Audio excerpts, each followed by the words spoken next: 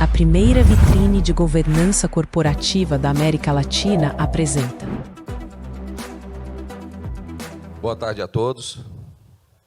Muito obrigado, Lorena, Grupo Metamorfose, está aqui na Casa do Comércio, Espaço Mário Cravo. Agradecer a Deus, dono da vida, Jesus Cristo nos mantém fortes, saudáveis. Agradecer a oportunidade.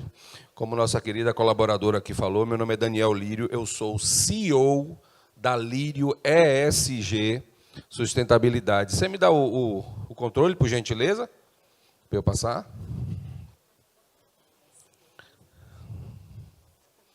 Passa onde? Bom, e aí me deram esse tema maravilhoso, né, que eu vou explicar aqui o que é ESG, vou fazer um breve resumo sobre a sustentabilidade e vou entrar dentro do case governança, né, para vocês entenderem. Então, me deram esse excelente tema aqui, o alicerce para decisões sustentáveis e organização. Primeiro ponto, eu queria dizer o seguinte, o ESG, ele não é uma nova onda. Ele já existe há muito tempo. Ele foi criado em 2004, que eu vou explicar quem criou, mas não existe nova onda. E não existe a onda já passou. O ESG tem quase 70 anos de business no mercado e ele vai crescer mais ainda. E aí aqui, isso aqui é um breve resumo, não tem como apontar não, né? Ah, tem aqui, obrigado. Um breve resumo do que eu vou falar. Administração financeira, gestão corporativa, responsabilidade fiscal, transparência organizacional, não existe ESG sem transparência, sustentabilidade mercadológica. O que é ESG? Óbvio que eu vou mostrar aqui cases práticos da Lírio ESG Sustentabilidade, que é a nossa empresa, e vou fazer uma conclusão com um case que foi estrondoso no mercado, que tudo que não é para ser feito. Então, aí uma mini bio nossa, né? Eu sou o CEO, como eu falei, eu fiz mais ou menos, tem 4 anos que eu fiz um MBA em ESG, no IBMEC, em São Paulo. Agora eu estou fazendo um mestrado, mas eu já fiz outros cursos de gestão de risco, com Roberto Rocha, gestão de risco e ESG Expert.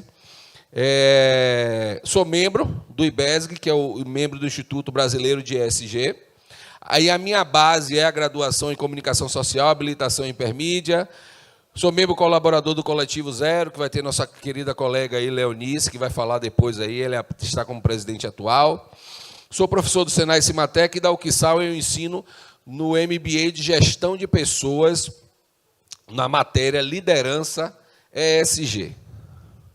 Então, eu venho da comunicação, da publicidade e sustentabilidade, mas foi na inserção desses mundos que eu entendi essa fusão, né? Nenhuma transformação é duradoura se não houver governança, que é a governabilidade. E a governança não é o código-fonte da confiança. Porque, aí eu já trago a reflexão para vocês aqui. Por que empresas com bons produtos falham? E por que as que têm boa governança prosperam mesmo em crise? Então, são essas duas enquetes que eu já trago aqui, no início aqui da nossa apresentação. Fique tranquila que a gente vai cumprir os 20 minutos, certo?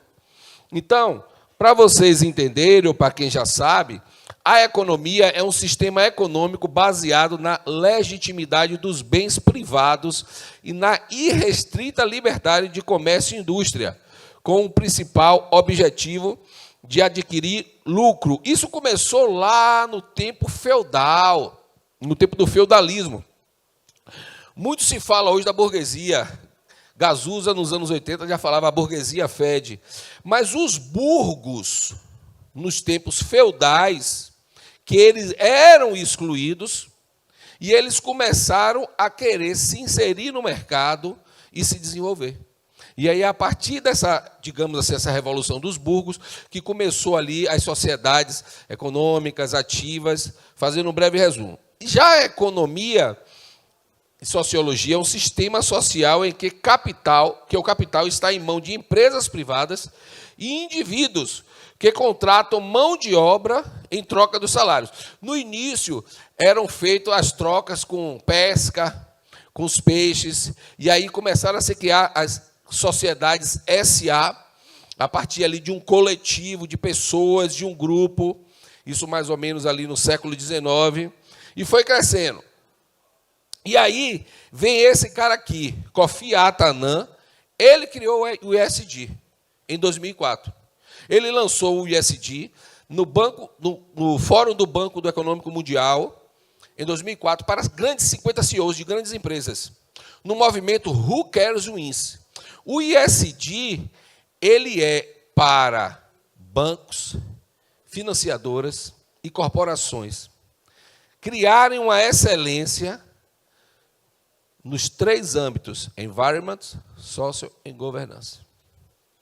E aí, a partir disso, foi se desenvolvendo. O ESG veio chegar aqui no Brasil, de verdade, assim, um pouco antes da pandemia, 2018 ali para 2019, que foi, né, começou a flertar ali em 2014 na Copa. E aí, esse modelo de gestão orienta empresas e organizações a atuarem com responsabilidade socioambiental e ética. Como eu falei, no pilar ambiental tem diversas vertentes: uso consciente de recursos, combate a mudanças climáticas. No social, destacam-se o respeito aos direitos humanos, diversidade, inclusão. E já a governança assegura a transparência, ética e conformidade legal. Mas vamos fazer aqui um mergulho, né? Vamos voltar um pouquinho. Porque o ESG foi lançado ali mais ou menos em 2004, por Kofi Annan. Mas a sustentabilidade foi criada em torno de 1987, com o relatório Brunt da ONU. Mas um pouco antes, já em 72, a ONU, que é a Organização das Nações Unidas, já estava fazendo em Estocolmo as primeiras reuniões sobre sustentabilidade. Aí teve a Rio 92, depois a 2010, e agora se fala muito sobre a COP, que vai ter agora a COP 30 em 90. A COP é o seguinte: é Conference of the Parties, que é um grupo da ONU que faz essas conferências. Então, em 1970, Friedman falou: o valor da empresa é puramente financeiro. As empresas só queriam lucrar, ganhar. Em 85, Coleman já fala que o capital social ele é um ativo mensurável. O que é algo que pode se mensurar, que pode começar a ser medido. Então, as pessoas começaram a ser um pouco mais importantes. E aí, em 98, esse cara aqui, que é um papa também do ESG, da sustentabilidade, que ele lançou, né, John Elkington, o Triple Bottom Line: People, Planet e Prosperity. Né? Planeta, pessoas e prosperidades. E aí ele falou a célebre frase, ó: resultados financeiros, ambientais e sociais. E para consolidar de vez, 2 anos depois que Kofi Annan lançou o ESG em 2004, esses 2 carinhas aqui, ó, Solomon e Barnett, mencionaram: não há custo financeiro para a responsabilidade social. Então, 1 a 2 décadas atrás, as empresas não queriam saber quanto de liderança feminina tinha, se estava com os colaboradores, se tinham saúde mental, né? Que tipo de governança e compliance, que significa conformidade, estava sendo feito. Isso nem existia. Isso foi evoluindo um pouco e tem que evoluir muito mais ainda. Então, a diferença entre compliance e governança refere-se ao cumprimento das leis, normas, regulamentos internos e externos, estrutura de liderança, enquanto o compliance foca no fazer o certo. E aí você vai criar uma governança como cultura organizacional e não apenas norma. Como você vai fazer? Você vai além de regras. Você incorpora valores éticos, transparência no dia a dia da organização. E aí você vai criar um canal de denúncias dentro do seu plano de conformidade do compliance da empresa. O canal de denúncias tem que estar no Japão, na China, nos Estados Unidos, e quem tem que atender não tem que conhecer ninguém e não tem que ser conhecido de ninguém, principalmente da alta cúpula. Porque alguém vai querer denunciar algo e vai ficar ressentido ou com receio e não vai denunciar. Então, esse canal tem que ser feito de forma independente. Só estou dando um exemplo aqui. E aí, entra o ESG como modelo de gestão integrada. É um modelo que integra fatores ambientais, sociais e de governança.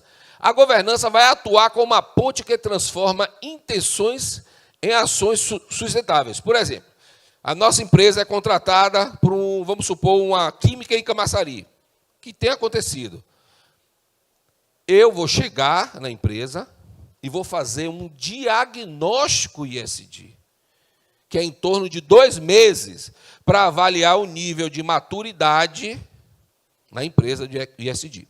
Após esse diagnóstico, eu vou criar a matriz de materialidade ESG, que é elencando os 10 pontos, 12 pontos materiais principais que precisam ser tratados. Isso vai ser respondido através de um questionário, que não sou eu que vou responder. Quem vai responder são as partes interessadas, são os stakeholders. Aí, a partir desse ponto, vai se criar um plano de ação. Esse plano de ação vai ser feito em torno de 8 meses, para depois gerar o primeiro relatório de sustentabilidade. Porque o ISD, ele é a médio e longo prazo. Não existe mágica nem varinha de condão no ISD. Isso é greenwash, pinkwash ou bluewash. E isso nós não fazemos. E aí, eu coloquei essa imagem aqui para vocês verem. E o que é que vocês entendem aqui? Shareholders, stakeholders e os stockholders. Shareholders são partes interessadas.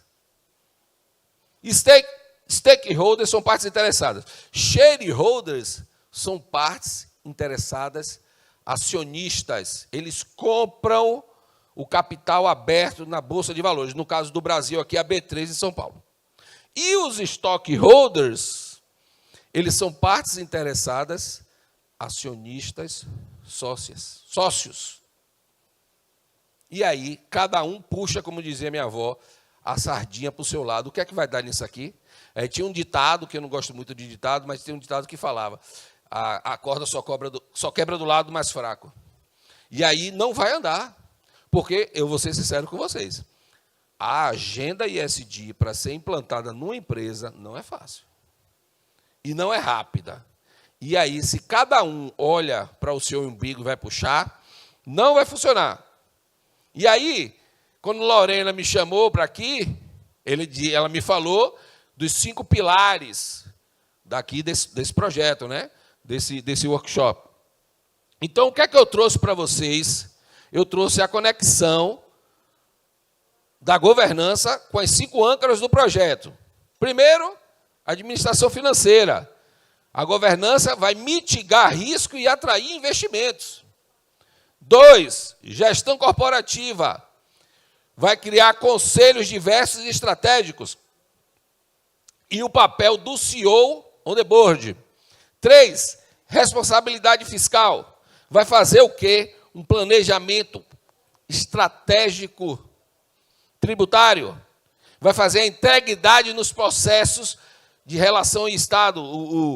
O secretário que falou aqui anteriormente, que ele falou como era a diferença ele trabalhar em empresa privada com o Estado. Se fala tanto hoje, né, da reforma tributária, de como vai mudar isso. Então, o ISD, ele implementa bem. E os outros 2 pilares, transparência, porque vai ter relatório. O que é medido, ele é feito, e o relatório vai estar lançado. Mas, Daniel, e se mentir? E se omitir? Auditoria. Vai ter auditoria, não vai ter como comprovar. Já tem empresas na Europa, tem CEOs em empresas na Europa, ele que falou tanto de Paris, que foram presos porque não comprovaram o que está no relatório. Abre parêntese. A partir de 2026, as empresas de capital aberto no Brasil, que abriram capital na Bolsa de Valores B3, é obrigatório o relatório de sustentabilidade. E para chegar no relatório de sustentabilidade, eu já citei aqui agora há pouco, todas as etapas, no mínimo 1 ano para fazer. E para finalizar aqui com as 5 conexões, a sustentabilidade mercadológica, que é um dos temas aqui do Job Congress. Então, nós, a marcas como o case da Lírio SG, trabalhamos em eventos, projetos de resíduos, indicadores de ativos no mercado.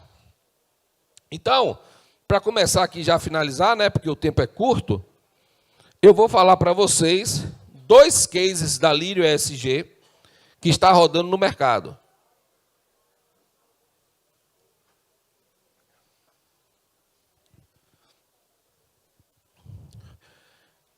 Ontem eu fui no Centro de Convenções, está tendo um bom evento lá, Super Bahia também.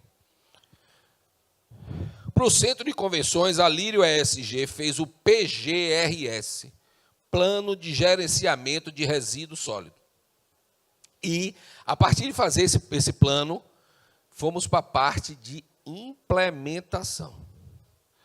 Então, a gente implementou esse modelo de governança já na prática, colaborativa, integrado com a Coelba, cooperativas e uma creche social.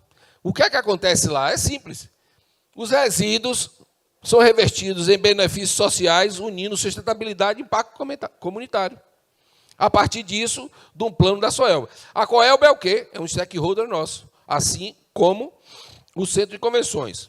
Um outro é um case da Lírio ESG de edificação sustentável. A gente está trabalhando com o bambu. O bambu cresce 1,20 m por dia, ele mesmo captura o carbono, é de altíssima resistência e baixo custo, muito mais barato que o aço. Né? Então, o bambu, um projeto nosso chamado Urbambu, a gente utiliza com a biomimética e governança ambiental, conectando projetos resilientes. Estamos entrando agora no município de Cipó, fazendo os decks, ancoradouros, parques temáticos, bancos. A gente criou pontos de ônibus, que ele é feito de bambu. Em cima tem as placas de energia fotovoltaicas e captados também com o Wi-Fi. E aí, a partir disso. E o bambu, ele captura o carbono. Então, esse projeto aplica a biomimética para criar infraestruturas inspiradas na natureza. Por exemplo, o trem-bala no Japão, ele é inspirado na biomimética da natureza, com aquele bico que ele tem, né, de um pássaro de lá. E assim sucessivamente podem ir diversos outros projetos. E aí, para finalizar, eu vou mostrar um case, óbvio que esse não é nosso, foi um escândalo mundial de uma má governança, que é o tema da nossa palestra. Que quem trabalha com governança, com institucionalidade, conhece disso, sustentabilidade, conhece ou tem que conhecer, que é o famoso caso da Aeron, né? A Aeron foi feito um estudo sobre os maiores escândalos corporativos da história. Ela era a 7ª maior companhia do país. E o CEO e os sócios, os stockholders, quebraram a empresa e fugiram com bilhões. Assim, antes da continuidade aqui, lojas americanas estavam quebradas há 4 anos e os 4 sócios só queriam enriquecer e deixaram uma péssima governança. 1, 2, 3 milhas, vendiam terreno na Lua, vendiam pacotes de viagem, hotel, que não existiam. E iam roubando as pessoas. Caixa Econômica Federal também tem um péssimo, eu posso falar, porque eu não vou ser processado, que isso está público. Tem um péssimo modelo de governança, inclusive o ex-presidente está sendo processado por assédio moral e sexual. O que é que a Aeron fez? Manipulou balanços contábeis por meio de práticas fraudulentas, usando empresa de fachada, que aqui no Brasil se chama de laranja, com o apoio da auditoria de Arthur Anderson. Então, uma auditoria fraudulenta com uma empresa, foi o tríplice aspecto, né? Uma empresa bilionária usou uma auditoria fraudulenta com uma empresa de fachada. E aí os caras deram essa quebrança aqui, ó. Não houve transparência. Por que Donald Trump não gosta do ESG? Por que aquele cara da Tesla, que era o ex-secretário dele, não gosta do ESG? Porque alguns dizem que botaram lá a placa no site, não sei se foi a McDonald's, agora eu não lembro. ESG não. Porque o ESG vai de confronto a isso. E eles querem ficar bilionários e não querem perder dinheiro. E eles querem passar por cima de todo mundo, e eles querem fazer os assédios que eles querem fazer de forma unânime. Então, o ESG, de verdade, não deixa isso acontecer. E aí, houve os conflitos de interesse e ausência de controles internos. E a empresa, que era a 7ª maior, se eu não me engano, o Sebrae, eu faço palestra também para o Sebrae, se eu não me engano, o Sebrae, ele é a 8ª marca do país. Essa empresa aqui era a 7ª dos Estados Unidos. E foi levada para a falência, prejudicando, acho que o laser aqui parou. Bem, enfim, prejudicando acionistas, funcionários e o mercado todo financeiro. E aí, a partir disso, o que é que aconteceu? O caso foi tão forte e grande que evidenciou a importância da governança corporativa, que é o nosso tema aqui na nossa palestra, e levou a lei. Depois desse evento, foi criada a lei Sarbanes, ou alguns chamam de lei Sarbanes-Oxley, mas o mercado fala Sarbanes. Foi criada essa lei nos Estados Unidos por causa da quebrança dessa empresa, reforçando exigências de compliance e ética nas empresas. Não existe ISD sem compliance e ética nas empresas. O ISD, já expliquei aqui no início da palestra, foi criado por Kofi Annan em 2004, corporativo, para bancos financiadoras acreditarem e investirem nas empresas. E aí eu, como gosto de cartoon, de desenho animado, de modelador 3D, que eu sou formado em hipermídias, eu trouxe essa imagem aqui para você, ó, dos Simpsons. Foi um episódio dos Simpsons que fala: Aaron's é a empresa que quebrou 7 bilhões. Aaron's Ride of Broken Dreams. Quem é bom em inglês? Traduz aí, minha enteada. Hã? Foi. Vá, pode falar. O caminho da Aaron's, que é a empresa, é o sonho quebrado. Isso também tem uma parte de uma música, né? O caminho dos sonhos, o caminho quebrado. E isso foi tão notório que se chegou a um episódio dos Simpsons. E aí, para finalizar a nossa palestra, eu vou terminar, né, falando: governança, ele é o maior diferencial competitivo do século XXI. Não tem diferencial. Ou é ou não é. O ISD sem governança é apenas um marketing. O ISD, ele é parte interessada. Ele é intrínseco.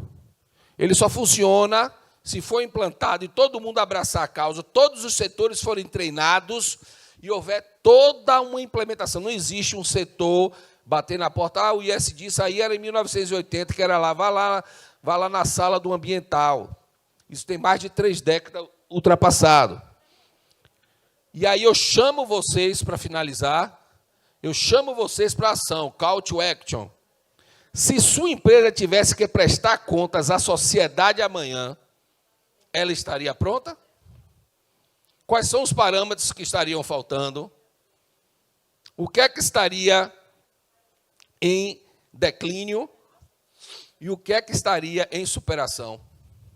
Para isso, uma comoção, implementação do ISD, que ele faz todo o diagnóstico, cria-se a matriz de materialidade com os pontos principais, tipo você está com o pé quebrado, corte na cabeça e o ombro machucado. Aí você vai cuidar dos pontos para sarar e você ficar bem. Paralelamente, metaforicamente, é assim uma empresa. Você vai pegar as partes doentes, vulgarmente dizendo, você vai se tratar os 10, 12 pontos iniciais, para depois, assim, sucessivamente. E aí, para acabar e finalizar, né, que já está acabando aqui nosso horário, e respeitar os colegas, eu vou terminar com essa frase de Walt Disney, que eu gosto muito. Eu gosto do impossível, porque lá a concorrência é melhor. Muito obrigado.